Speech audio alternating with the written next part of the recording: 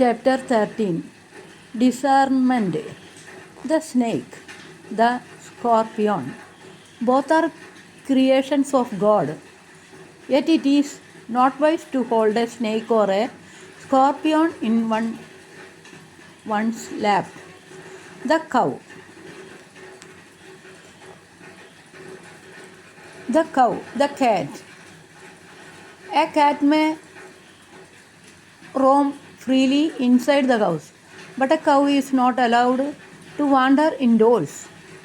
Fire and water.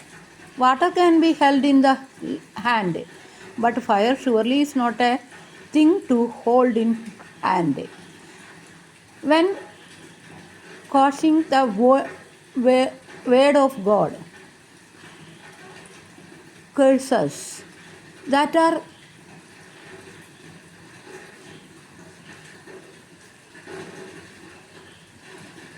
inappropriate to the context.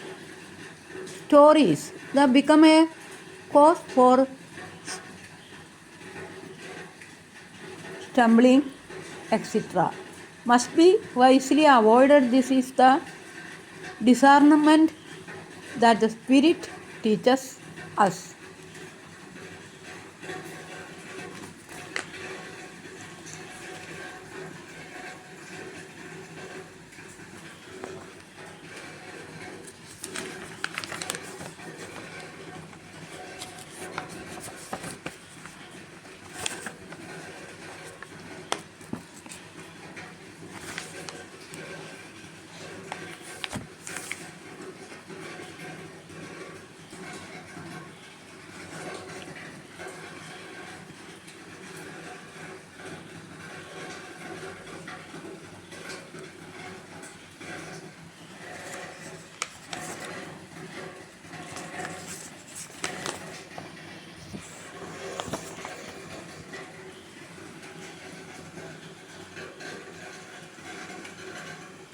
Chapter 14.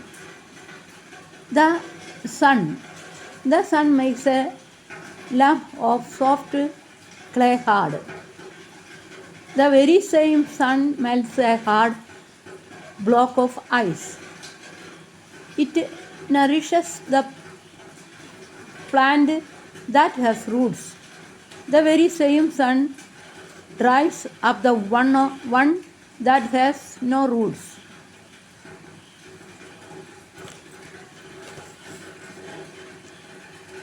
May the coming of the divine sun be the cause of my growth. Let it make flowers of goodness bloom within me, and may sweet fruits be born abundantly in me.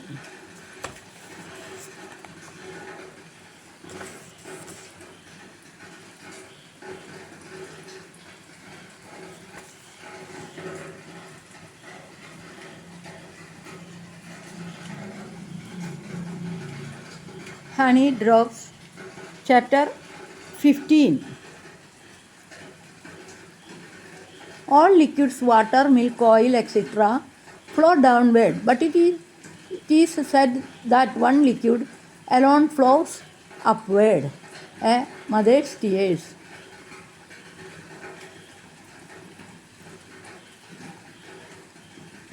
How many years did Saint Monica weep for Augustine?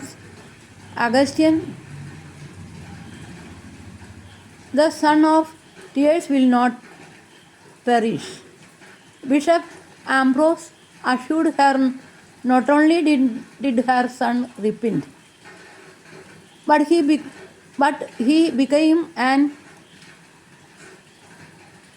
exemplary human being, a priest, a bishop, a great teacher, finally a saint. Abraham set out to offer a sacrifice, taking his son with him, carrying the wood, the fire, and the knife, but without taking the animal to be sacrificed. Isaac's mother sensed the danger. Oh my God, my child, my only child. Her tears flowed up to heaven. God changed his mind.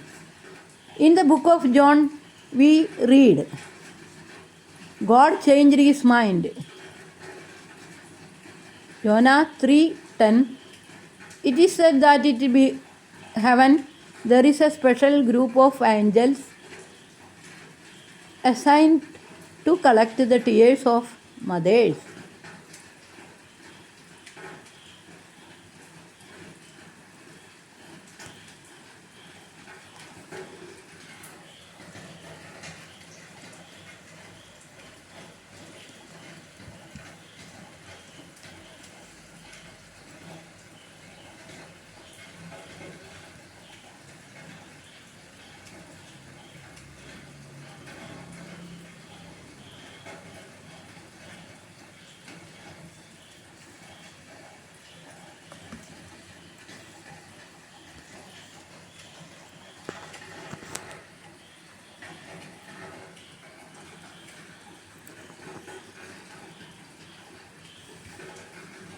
Uniform ഇട്ട് ബാഗും തൂക്കി പോകുന്ന കൊച്ചിനോട് ചോദിക്കണേണ് സ്കൂളിൽ പോകാതിരിക്കും അല്ലേ.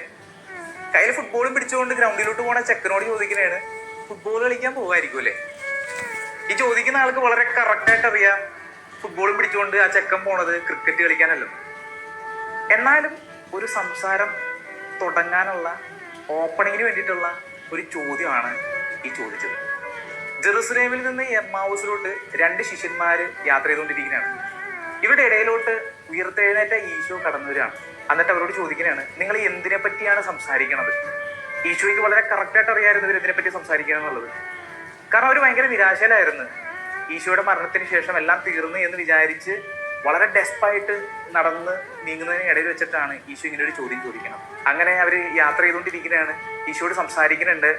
ഈ സംഭാഷണത്തിന്റെ ഒടുവിൽ നിരാശയിലായിരുന്നവർ പ്രത്യാശയുള്ളവരായി. ഈ സംഭാഷണത്തിന്റെ ഒടുക്കം ബലമില്ലാതിരുന്നവര് ബലമുള്ളവരായി മാറി. അവർ രണ്ടുപേരും പറയുന്നുണ്ട്, അവൻ നമ്മളോട് സംസാരിച്ചിരുന്നപ്പോഴത്തേക്കും നമ്മുടെ ഹൃദയം ജ്വലിച്ചില്ലേ. ഇതുപോലെ സംസാരിക്കാനായിട്ട് നിങ്ങൾക്ക് ആരെങ്കിലും ഉണ്ടോ? നിങ്ങളുടെ സംസാരത്തിൻ്റെയൊക്കെ ഒടുക്കം ഇതുപോലെ മനോഹരമായ ക്ലൈമാക്സുകളാണോ?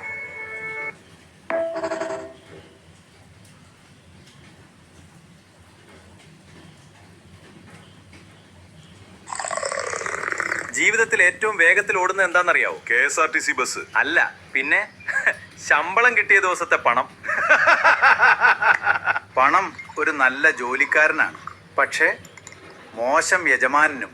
അതെ, ഞാൻ പണം സമ്പാദിക്കാൻ ഓടിയപ്പോ ജീവിതം പിന്നിൽ നിന്ന് കൈവീശിപ്പോയി. പരാജയം വന്നാൽ ആളുകൾ വിഷമിക്കണ്ടേ? പരാജയം ഇല്ലെങ്കിൽ അനുഭവം കിട്ടില്ല, അനുഭവം ഇല്ലെങ്കിൽ ബുദ്ധിയും കിട്ടില്ല. അതുകൊണ്ടാണ് ചിലർക്ക് ഇത്ര ബുദ്ധി. അവർ ഒരുപാട് തെറ്റുകൾ ചെയ്തിട്ടുണ്ട്. ഞാൻ ചെറുപ്പത്തിൽ വിചാരിച്ചു വലുതായാൽ പ്രശ്നങ്ങൾ തീരും. എന്നിട്ട് വലുതായപ്പോ മനസ്സിലായി പ്രശ്നങ്ങളും എന്നോടൊപ്പം വളർന്നു. ജീവിതം നമ്മൾ വിചാരിക്കുന്നത്ര നീളമുള്ളതല്ല. അപ്പോ സ്നേഹമുള്ളവരോട് സംസാരിക്കൂ, ചിരിക്കൂ, ക്ഷമിക്കൂ, ചായ കുടിക്കൂ. നാളെ വരുമെന്ന് ഉറപ്പില്ല.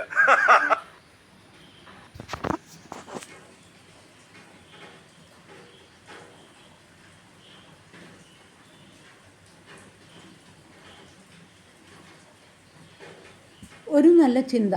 ആ നാട്ടിൽ എല്ലാവർക്കും പ്രിയങ്കരിയും എല്ലായ്പ്പോഴും സന്തോഷവതിയുമായ ഒരു മുത്തശ്ശി ഉണ്ടായിരുന്നു.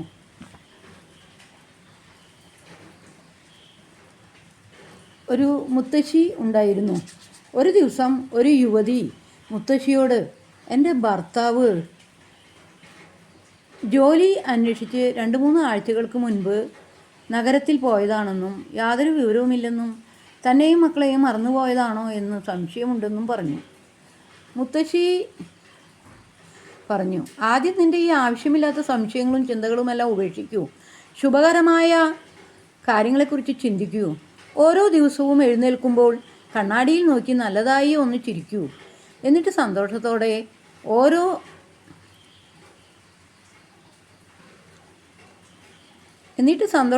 ഓരോ ദിവസവും ജീവിതം ആരംഭിക്കൂ. നിനക്ക് നല്ല ആരോഗ്യമുണ്ടല്ലോ. നന്നായി അധ്വാനിച്ച് നിൻ്റെ മക്കളെ വളർത്തണം, നന്നായി പഠിപ്പിക്കണം. എന്തിനാണ് മറ്റുള്ളവരെ ആശ്രയിക്കുന്നത്? നിനക്ക് തനിയെ ചെയ്യാവുന്നവയെല്ലാം തനിയെ ചെയ്യണം. അങ്ങനെ കുറച്ച് ദിവസങ്ങൾ കഴിഞ്ഞപ്പോൾ ആ യുവതിയുടെ ഭയാശങ്കകളെല്ലാം മാറി. അവൾ വീണ്ടും മുത്തശ്ശിയുടെ അടുത്തെത്തി പറഞ്ഞു, എന്തൊരു മാജിക്കാണ് മുത്തശ്ശി. എൻ്റെ പ്രശ്നങ്ങളെല്ലാം മാറി. ഇപ്പോൾ ഞാൻ നന്നായി അധ്വാനിച്ച് കുഞ്ഞുങ്ങളെ വളർത്തുന്നു. എൻ്റെ ചിന്താകുലങ്ങൾ എല്ലാം മാറി. ഇപ്പോൾ പഴയതുപോലെ ചിന്തിച്ചു കൊണ്ടിരിക്കാൻ സമയമില്ല. മാത്രമല്ല എൻ്റെ ഭർത്താവ് തിരികെ എത്തുകയും ചെയ്തു. മുത്തശ്ശി പറഞ്ഞു, മോളെ, നല്ലത് ചിന്തിക്കുന്നവർക്ക് നല്ലതേ വരികയുള്ളൂ. നന്നായി അധ്വാനിക്കണം. അധ്വാനിക്കുന്നവർക്ക് മറ്റൊന്നും ചിന്തിക്കാൻ സമയം പോലും കിട്ടില്ല. ജീവിതത്തിൻ്റെ പ്രതിസന്ധികളിൽ തളർന്നു പോകാതെ പ്രത്യാശയോടും ധൈര്യത്തോടെയും മുൻപോട്ട് പോകുവാൻ എല്ലാവരും സജ്ജരാവണം. നിരാശയും അധൈര്യവും ജീവിതത്തെ നശിപ്പിക്കുന്നതാണ്. ഒരു വിധത്തിൽ അല്ലെങ്കിൽ മറ്റൊരു വിധത്തിൽ പ്രതിസന്ധികളില്ലാത്ത ആരും ഈ ലോകത്തിലില്ല. ധൈര്യപൂർവ്വം അവയെ നേരിട്ടുള്ളവരൊക്കെ വിജയിക്കുക തന്നെ ചെയ്തിട്ടുണ്ട്.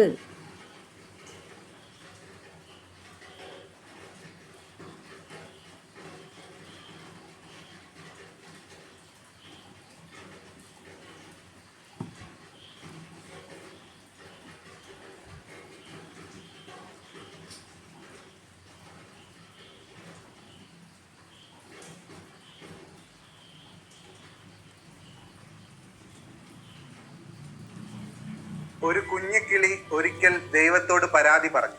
ദൈവമേ, ഞാൻ വളരെ കഷ്ടപ്പെട്ട് ചുള്ളിക്കമ്പുകളും പുൽനാരുകളും പെറുക്കിക്കൂട്ടിയാണ് മനോഹരമായ ഒരു കൂടുണ്ടാക്കിയത്. പക്ഷേ അങ്ങ് ഒരു കൊടുങ്കാറ്റയച്ച് അതിനെ തകർത്തു കളഞ്ഞു. എൻ്റെ വീട് നഷ്ടപ്പെട്ടു. ദൈവമേ, അങ്ങ് എന്തിനാണ് എന്നോടിത് ചെയ്തത്? അപ്പോൾ മുകളിൽ നിന്ന് ഒരു ശബ്ദം കേട്ടു. നിന്റെ കൂട്ടിൽ ഒരു പാമ്പ് കയറിയിരുന്നു. അത് നിന്നെ ആക്രമിക്കാൻ തയ്യാറായിരിക്കുകയായിരുന്നു. അതുകൊണ്ടാണ് ഞാൻ കൊടുങ്കാറ്റയച്ച് കൂട് തകർത്ത് കളഞ്ഞത്. നീ അവിടെ നിന്ന് പറന്നു പോകാനും നിന്റെ ജീവൻ രക്ഷിക്കാനുമാണ് ഞാൻ അങ്ങനെ ചെയ്തത്. നമ്മുടെ ജീവിതത്തിലും പലപ്പോഴും ഇങ്ങനെയാണ്. എന്തുകൊണ്ടാണ് ഇത് സംഭവിച്ചതെന്ന് മനസ്സിലാകാത്ത പല ദുരിതങ്ങളും നമ്മുടെ ജീവിതത്തിൽ വന്നു ചേരും. എനിക്ക് മാത്രം എന്താണ് ഇങ്ങനെ നടക്കുന്നത് എന്ന് നാം ചിന്തിക്കും. പലപ്പോഴും ദൈവത്തോട് പരാതി പറയും. പക്ഷേ നാം മനസ്സിലാക്കാതെ പോകുന്ന ഒരു കാര്യമുണ്ട്.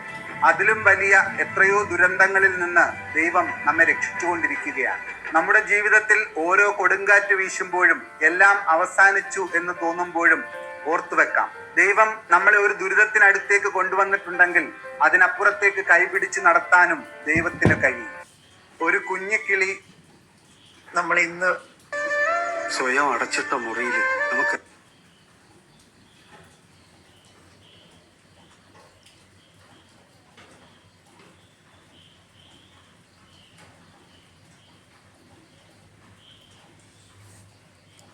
പ്രിയ സുഹൃത്തുക്കളെ, ഇന്ന് ലോകം അതിവേഗം മാറിക്കൊണ്ടിരിക്കുകയാണ്. AI വന്നതോടെ പലരും ഭയപ്പെടുന്നു, എൻ്റെ ജോലി നഷ്ടപ്പെടുമോ എന്ന്. പക്ഷേ ചരിത്രം നമ്മെ പഠിപ്പിക്കുന്നത് ഒരു കാര്യമാണ്.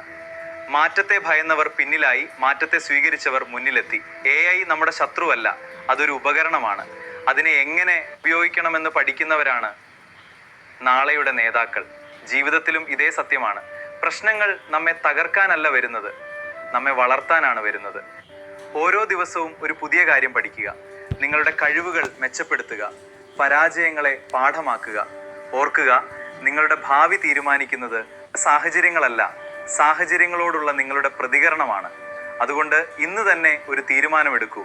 ഞാൻ ഭയത്തോടെയല്ല, ധൈര്യത്തോടെ ജീവിക്കും. ഞാൻ പരാതിപ്പെടുകയല്ല, പഠിക്കും.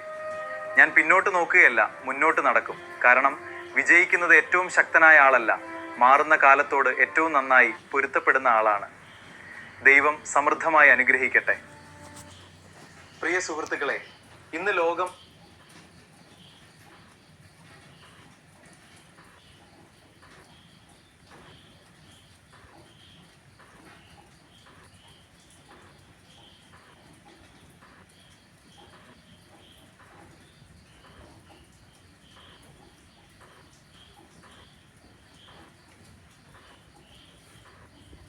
ട്യൂസ്ഡേയ്സ് വിത്ത് മോറി എന്ന ഈ പുസ്തകത്തിലെ വളരെ ടച്ചിങ് ആയിട്ടുള്ളൊരു പോർഷൻ ഉണ്ട്. മോറി എന്ന കോളേജ് പ്രൊഫസർ ഒരു സുഹൃത്തിന്റെ ജന്മദിനത്തിന് പങ്കെടുക്കാൻ പോയപ്പോൾ കാര്യമായൊന്നും ഇല്ലാതെ വെറുതെ അങ്ങ് വീണു. മറ്റൊരു അവസരത്തിൽ പിന്നെയും വീണു. ഡോക്ടറെ കണ്ടു. കാലിൽ നിന്ന് മസിൽ കുത്തിയെടുത്ത് ബയോപ്സിക്ക് അയച്ചു. ALS എന്ന മാരക രോഗമാണെന്ന് സ്ഥിരീകരിച്ചു. അതായത് കത്തിക്കൊണ്ടിരിക്കുന്ന മെഴുകുതിരി പോലെ ഇങ്ങനെ ഉരുകി ഉരുകി തീരുന്ന രോഗം. ഇതിന് മരുന്നില്ല എന്ന് ഡോക്ടർ പറഞ്ഞപ്പോൾ ആ പ്രൊഫസർ ഡോക്ടറോട് ചോദിച്ചു, അപ്പോൾ ഞാൻ മരിക്കാൻ പോവാണോ? ഡോക്ടർ പറഞ്ഞു, യെസ്. തന്റെ ലോകം തീരാൻ പോവാണ്. അതറിഞ്ഞതോടെ അതുവരെ തലയിൽ കൊണ്ട് നടന്നിരുന്ന എല്ലാ ആഗ്രഹങ്ങളും എല്ലാ പ്രശ്നങ്ങളും ഒറ്റ നിമിഷം കൊണ്ട് അപ്രത്യക്ഷമായി. സാമ്പത്തികം, കുടുംബ പ്രശ്നങ്ങളെല്ലാം അതോടെ തീർന്നു. ഇതിനകത്തൊരു വലിയ മെസ്സേജ് ഉണ്ട്. നമ്മളൊക്കെ 100,000 പ്രശ്നങ്ങളെ തലയിൽ കൊണ്ട് നടക്കുന്നവരാവാം. പക്ഷേ അതൊക്കെ ഒറ്റയടിക്ക് അപ്രത്യക്ഷമാകാൻ ഒറ്റ കാരണം മതി: സിവിയർ ആയിട്ടുള്ള എന്തെങ്കിലും ഒരു ഹെൽത്ത് ഇഷ്യൂ. അതുകൊണ്ട് ഹെൽത്താണ് ഏറ്റവും വലിയ വെൽത്ത് എന്ന് മറക്കാതിരിക്കുക. നമ്മുടെ ഉള്ളിലുള്ള അവയവങ്ങളെ വല്ലാതെ അങ്ങ് പീഡിപ്പിക്കാതെ ഇടയ്ക്കെങ്കിലും അവയെക്കുറിച്ചും ഒന്ന് ഓർക്കുന്നത് നല്ലതാണ്. ട്യൂസ്ഡേസ് വിത്ത് മോറി എന്ന ഈ ഏറ്റവും ഉയരത്തിൽ പറക്കുന്ന പക്ഷി ആരെന്ന് കണ്ടെത്തുന്നതിനുള്ള മത്സരം നടക്കുകയാണ്. ഓരോരുത്തരായി കഴിവ് പ്രകടിപ്പിച്ചെങ്കിലും ആർക്കും കൂടുതൽ ഉയരം താണ്ടാനായില്ല. പരുന്തിന്റെ ഊഴമായി. വളരെ ഉയരത്തിലെത്തിയ പരുന്ത് ആവേശത്തോടെ വിളിച്ചു പറഞ്ഞു, ഞാനാണ് ജേതാവ്. പെട്ടെന്ന് പരുന്തിന്റെ ചിറകിൽ ഒളിച്ചിരുന്ന കുരുവി മുകളിലേക്ക് കുതിച്ചുയർന്നു. പരുന്തിനെ പരിഭ്രാന്തിയിലാക്കി അതും പറഞ്ഞു, ഞാനാണ് ജേതാവ്. വിധികർത്താക്കൾ ഒരുമിച്ചുകൂടി ഫലം പ്രഖ്യാപിച്ചു. കുരുവിയാണ് ഏറ്റവും സമർത്ഥൻ. പക്ഷേ വിജയി പരുന്താണ്. സ്വന്തം പരിശ്രമം കൊണ്ട് ഏറ്റവും ഉയരത്തിലെത്തിയതുകൊണ്ടും മറ്റൊരാളെ തന്നെക്കാൾ ഉയരത്തിൽ എത്തിച്ചതുകൊണ്ടും. സാമ്രാജ്യങ്ങൾ കീഴടക്കാൻ പറ്റുന്ന സാമർഥ്യം കൊണ്ട് സൽപ്പേര് നേടാനാകണമെന്നില്ല. വിജയം ഒരു സാധ്യതയാണ്. അസാധ്യമായതിനെ പോലും കൈപ്പിടിയിലൊതുക്കാൻ അശ്രാന്ത പരിശ്രമം ചെയ്യുന്നവരുടെ മുന്നിലുള്ള നിശ്ചയമായ സാധ്യത. എളുപ്പവഴികളിലൂടെ സഞ്ചരിക്കുന്നവർ വേഗത്തിലെത്തിയെന്ന് വരും. പക്ഷേ വിജയിയാകണമെന്നില്ല. ഉയരത്തിലെത്തിയവരെല്ലാം അർഹത കൊണ്ടെത്തിയവരാകണമെന്നില്ല. കൂടെ നിന്ന് അവസാന നിമിഷത്തിൽ കുതിച്ചു ചാടുകയും കീർത്തി നേടുകയും ചെയ്യുന്നവർ ഒട്ടേറെയുണ്ടാകും. കൂടെ നിർത്തിയതിന് കുറ്റപ്പെടുത്തലോ കുറ്റബോധമോ വേണ്ട. അവസരത്തെ മോഷ്ടിക്കാനേ അവർക്ക് കഴിയൂ. കഴിവിനെ മോഷ്ടിക്കാനാവില്ല.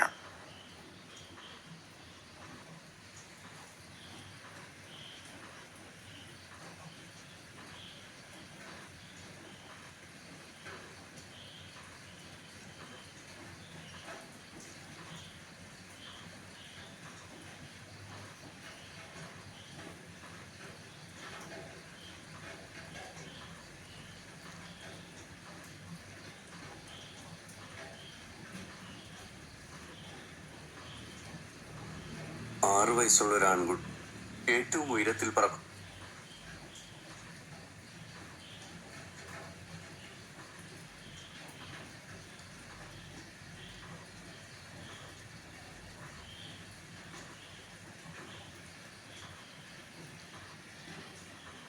മനുഷ്യൻ പടുക്കുന്ന അഹന്തയുടെ കോട്ടകളൊക്കെ തകർന്ന് നിലംപൊത്താൻ ഒരു നിമിഷാർദ്ധം മതിയെന്ന് എത്രയെത്ര കാഴ്ചകളാണ് ഓരോ ദിവസവും നമ്മളെ ബോധ്യപ്പെടുത്തുന്നത്. എന്നിട്ടും ഇത്തിരി പോന്ന ഈ ജീവിതത്തിൻ്റെ വലിയൊരു പങ്കും നമ്മൾ ജീവിച്ചു തീർക്കുന്നത് വാശികളുമായാണ്. അവരവർ തീർത്ത ശരിതെറ്റുകളുടെ അതിർവരമ്പുകളിൽ നിന്ന് ഞാനെന്ന ഭാവത്തെ മുറുകെ പിടിക്കുമ്പോൾ നമ്മൾ മറന്നു പോകുന്ന ഒരു വലിയ സത്യമുണ്ട്. രണ്ടിലൊരാൾ ഇല്ലാതാകുന്നതുവരെയേ എല്ലാ വാശികൾക്കും ആയുസ്സുണ്ടാകൂ. എല്ലാ വാശികളുടെയും അവസാനത്തിൽ നമ്മൾ ചെന്നെത്തുന്നത് ശാശ്വതമായ വേർപാടിൻ്റെ നിശബ്ദമായ തീരത്തിലാണ്. അല്പനാൾ കഴിഞ്ഞാൽ മണ്ണടിയാൻ മാത്രമുള്ള ഈ ശരീരം പേറി നേർത്ത ഹൃദയത്തിൽ പകയുടെയും വാശിയുടെയും കനലുകൾ എരിച്ചുകൊണ്ട് പ്രിയപ്പെട്ടവരെ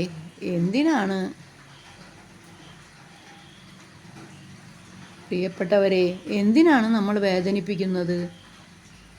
വിട്ടുകൊടുക്കാൻ മടിക്കുന്ന മനസ്സ് എപ്പോഴും തർക്കങ്ങളിൽ വിജയിക്കാൻ മാത്രമാണ് ആഗ്രഹിക്കുന്നത്. ആ ആഗ്രഹത്തിൽ വാശികളുടെ കൂട്ടിൽ കിടന്ന് എത്രയെത്ര ബന്ധങ്ങളാണ് ശ്വാസം മുട്ടിപ്പിടയുന്നത്. ഒരു വാക്കിൻ്റെ പുറത്ത് അല്ലെങ്കിൽ ചെറിയൊരു തെറ്റിദ്ധാരണയുടെ പേരിൽ മാസങ്ങളും വർഷങ്ങളും പരസ്പരം സംസാരിക്കാതെ തള്ളി നീക്കുന്നവർ എത്രയോ പേരുണ്ട്. അപ്പോഴെല്ലാം അപ്പുറത്ത് നിൽക്കുന്നവരുടെ കണ്ണിലെ നനവ് കാണാൻ നമ്മുടെ അഹങ്കാരം നമ്മെ അനുവദിക്കാറില്ല. വേനൽക്കാലത്തെ ചൂടിൽ ഉരുകിത്തീരുന്ന മഞ്ഞുതുള്ളി പോലെയാണ് മനുഷ്യൻ്റെ ആയുസ്സ്. നമുക്കിടയിലൂടെ ഒരാളെ രംഗബോധമില്ലാത്ത കോമാളി തൊട്ടു വിളിക്കുമ്പോൾ അതുവരെ കാത്തു സൂക്ഷിച്ച വാശികളെല്ലാം തന്നെ വെറും ചാരമായി മാറും. അപ്പോൾ മാത്രമാണ് നാം തോറ്റുപോയത് ആ മനുഷ്യരോടല്ല. അപ്പോൾ മാത്രമാണ് നാം തോറ്റുപോയത് ആ മനുഷ്യരോടല്ല, കാലത്തിനോടാണെന്ന് നമ്മൾ തിരിച്ചറിയുന്നത്. ഒടുവിലൊരു നാൾ ആ മനുഷ്യരുടെ തണുത്തു മരവിച്ച ശരീരത്തിലേക്ക് നോക്കി പൊട്ടിക്കരയുമ്പോൾ മാപ്പിരക്കുമ്പോൾ കാലം നമുക്ക് നേരെ നോക്കി പരിഹസിച്ച് ചിരിക്കും. അപ്പോൾ പെയ്യുന്ന കണ്ണീരിന് കടൽ വെള്ളത്തേക്കാൾ ഉപ്പുരസമുണ്ടാകും. ആ വേർപാട് നൽകുന്ന നികത്താനാവാത്ത ശൂന്യതയിൽ കുറ്റബോധത്തിൻ്റെ നീറ്റൽ ജീവിത അവസാനം വരെ നമ്മെ വേട്ടയാടിക്കൊണ്ടിരിക്കും. നാളെ എന്നൊന്നുണ്ട് എന്ന് എല്ലാവർക്കും അറിയാം. പക്ഷേ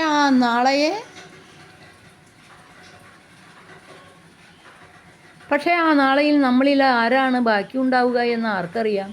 വാശിയുടെ കനലുകൾക്ക് മേൽ സ്നേഹത്തിൻ്റെ പനിനീർ തളിക്കാൻ നാളേക്ക് കാത്തു നിൽക്കരുത്. കടപ്പാട്. ജയേഷ് മൈനാഗപ്പള്ളി.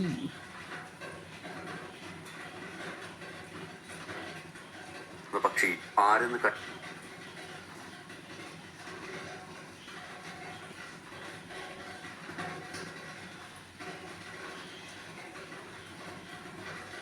മടുപ്പ് പടരാതിരിക്കട്ടെ. നമ്മൾ അങ്ങനെയാണ്. പുതിയതൊന്നും പറയാനില്ലാതെ വരുമ്പോൾ പഴയത് തന്നെ ആവർത്തിച്ച് പറയും. കുറേ കഴിയുമ്പോൾ മടുക്കും. ആ മടുപ്പ് മൗനത്തിന് വഴിമാറും. അവിടെ അത് അകൽച്ചയുടെ തുടക്കമാകും. വാക്കുകൾ കവിഞ്ഞൊഴുകുന്ന ഒരു നദിയാകണം ബന്ധങ്ങൾ എപ്പോഴും. പറഞ്ഞാലും വറ്റാത്ത വിശേഷങ്ങളും കേൾക്കാൻ അടങ്ങാത്ത കൗതുകവും ഉണ്ടാകണം. അല്ലെങ്കിൽ കാലം കടന്നു പോകുമ്പോൾ ആ നദിയിലെ വെള്ളം വറ്റി തുടങ്ങുന്നു. അടിയൊഴുക്കുകളില്ലാത്ത ഒരു കുളം പോലെ ചിന്തകൾ കെട്ടിക്കിടക്കാൻ തുടങ്ങും.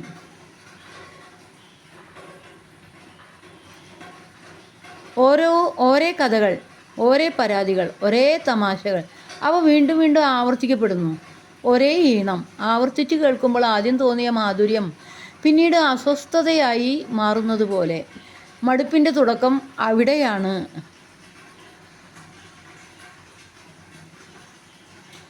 മടുപ്പെന്നത് ബന്ധങ്ങളുടെ വേരുകളെ കാർന്നു തിന്നുന്ന ചിതലാണ്. ഒടുവിൽ ആ മടുപ്പ് പതുക്കെ ഒരു തടിച്ച പുതപ്പ് പോലെ വന്ന് നമ്മളെ മൂടുന്നു.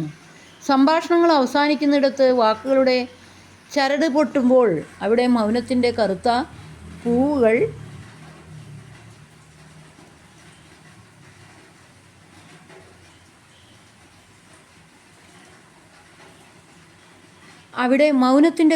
പൂവുകൾ വിരിയുന്നു. അത് ശ്മശാന തുല്യമായ ഒരു നിശബ്ദതയാണ്. ഒരു കാലത്ത് രാപ്പകലില്ലാതെ സംസാരിച്ചിരുന്ന രണ്ടുപേർ ഒരേ മുറിയിൽ പരസ്പരം ഒന്നും മിണ്ടാനില്ലാതെ ജീവിച്ചു തീർക്കുന്നത് എത്ര ദയനീയമായ കാഴ്ചയാണ്. വേരുകളും ഇലകളും പരസ്പരം തൊടാതെ അകന്നു നിൽക്കുന്ന രണ്ട് വൃക്ഷങ്ങളെപ്പോലെ. ചുറ്റും കാറ്റുണ്ടാകാം, പക്ഷെ അവ തമ്മിൽ ഇലകൾ കൊണ്ടുപോലും മിണ്ടുകയില്ല. ചുവരിലെ വിള്ളലിലൂടെ പതുക്കെ ഒലിച്ചിറങ്ങുന്ന വെള്ളം ഒടുവിൽ ആ ചുവരിനെ തന്നെ തകർത്ത് കളയുന്നത് പോലെ ഈ മൗനവും അകൽച്ചയും ഒരു ബന്ധത്തിൻ്റെ അടിത്തറയെ തന്നെ തകിടം മറിക്കും. ഒരിക്കൽ വാങ്ങിവെച്ചാൽ എന്നും തിളങ്ങുന്ന സ്വർണ്ണാഭരണമല്ല ബന്ധങ്ങൾ. അത് ദിവസവും തേച്ച് മിനുക്കേണ്ട ആഭരണമാണ്. പരിചരണം കുറയുന്തോറും തിളക്കം മങ്ങിത്തുടങ്ങും. ആവർത്തനങ്ങളിൽ നിന്ന് മാറി പുതിയ ചിന്തകളും പുതിയ അനുഭവങ്ങളും കണ്ടെത്തണം. അതിന് യാത്രകളോളം മികച്ച മറ്റൊരു ഉപാധിയില്ല. ഓരോ യാത്രകളും പുതിയ അനുഭവങ്ങൾ സമ്മാനിക്കും. പറഞ്ഞു തുടങ്ങാൻ പുതിയ കഥകളുണ്ടാവും. പരസ്പരം പങ്കുവയ്ക്കാൻ പുതിയ ഓർമ്മകളുണ്ടാവും. പേരുകേട്ട സ്ഥലങ്ങളോ ചിലവ് കൂട്ടിയ യാത്രകളോ ആവണമെന്നില്ല. ഇത്തിരി ദൂരേക്ക് ചെറിയ യാത്രകൾ. മടുപ്പ് ബന്ധങ്ങളെ വിഴുങ്ങുന്നതിനു മുൻപ്, അകൽച്ചയുടെ ഇരുണ്ട ഗുഹയിലേക്ക് വഴിമാറുന്നതിനു മുൻപ് ആ സ്നേഹയാത്രകൾക്ക് നമ്മൾ സമയം കണ്ടെത്തണം. പ്രകാശ്. കടപ്പാട്. ജയേഷ് മൈനാഗപ്പള്ളി.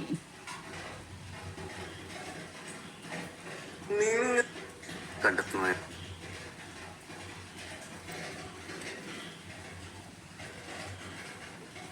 എല്ലാവർക്കും നല്ലൊരു ദിവസം ആശംസിച്ചുകൊണ്ട് പ്രാർത്ഥനയോടെ ഗുഡ് നൈറ്റ്.